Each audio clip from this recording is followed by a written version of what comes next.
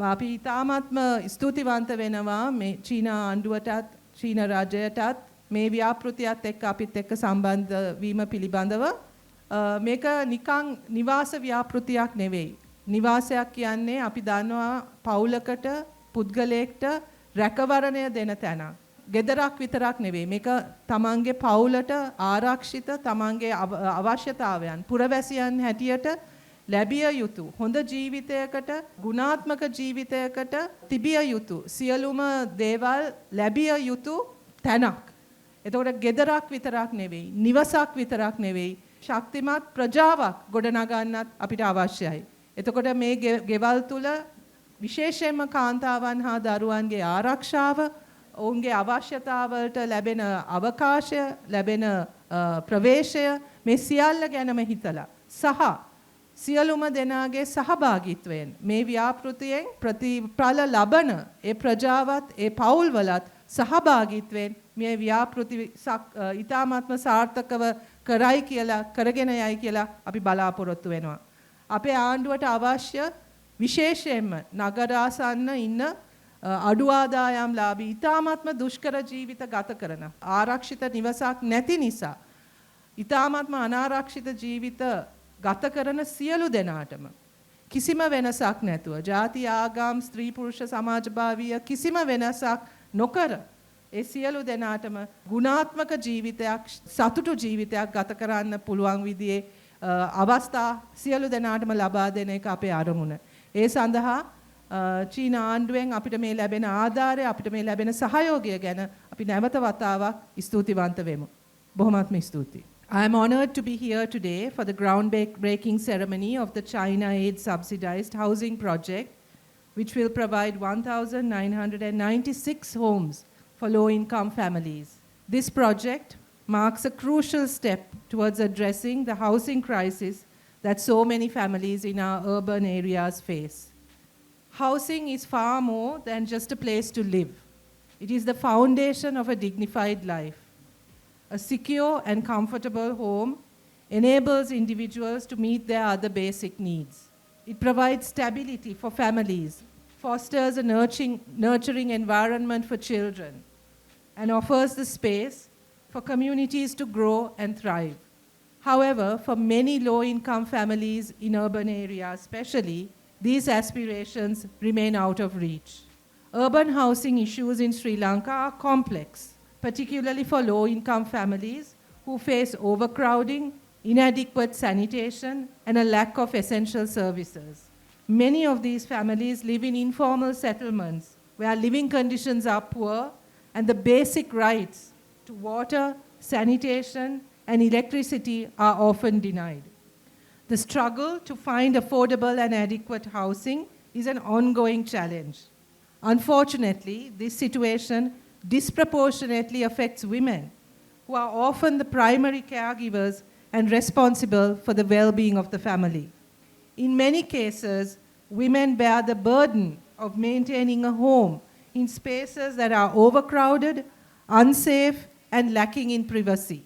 Women and girls' needs, including access to safe spaces for personal growth, education, and employment, are often overlooked in urban planning and housing development. When low-income families are provided with homes, these houses must meet the essential needs of all family members. They should offer access to natural light, fresh air, livable space for the entire family, and safe play areas for children. It is also crucial that these homes provide spaces that allow women to participate in economic, social, and political life. For women, access to a safe and secure home is not only a matter of physical shelter, but also a fundamental human right that influences their ability to pursue opportunities and contribute to the economy and to society. Moreover, housing should not be seen as a standalone issue, but as part of a broader vision for building inclusive communities. It is about creating spaces where people can not only live, but also thrive, communities that are built on care, mutual respect, and the inclusion of all voices. Community participation in the planning and development process is crucial, ensuring that the perspectives of women, marginalized groups, and those directly impacted by housing issues are heard and valued. I sincerely hope that this project and other projects undertaken by our ministry will consider these aspects very seriously. Because we've had many projects in the past which have left people out of their planning process. The voices of those who are actually should be benefiting from these projects are often unheard. And I think our government intends to do better than that.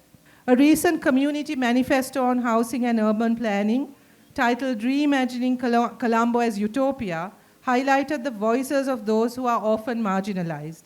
As one participant wrote, "We are neither objects nor subjects. We are citizens with the same rights as those for whom luxuries are made." This powerful statement reflects the fundamental need for inclusive spaces and the right of every individual, regardless of gender, social or economic standing, to live in dignity. The National People's Power government, through our election manifesto, A Thriving Nation, A Beautiful Life, has underscored the importance of providing every citizen with a comfortable home and healthy living. This vision goes just beyond just providing shelter.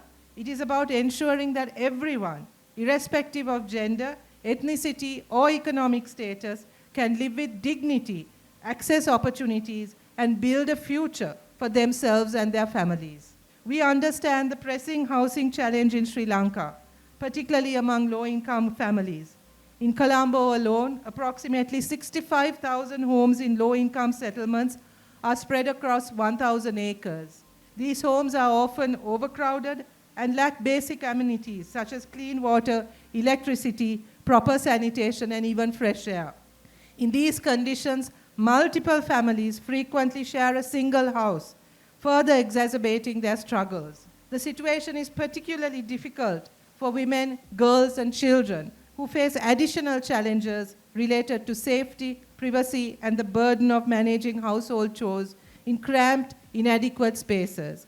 I am hopeful that this project will not only improve living conditions for low-income families, but also empower them with better homes, fostering vibrant, inclusive, and thriving communities where everyone can flourish. On behalf of the government and the people of Sri Lanka, I extend my gratitude to the government of China for their unwavering support and their partnership in this vital project. As we move forward, let us ensure that every Sri Lankan, no matter their gender, socioeconomic status, or background, has access to a safe, secure, and dignified home. Together, we can and we will build a thriving nation and a beautiful life for all.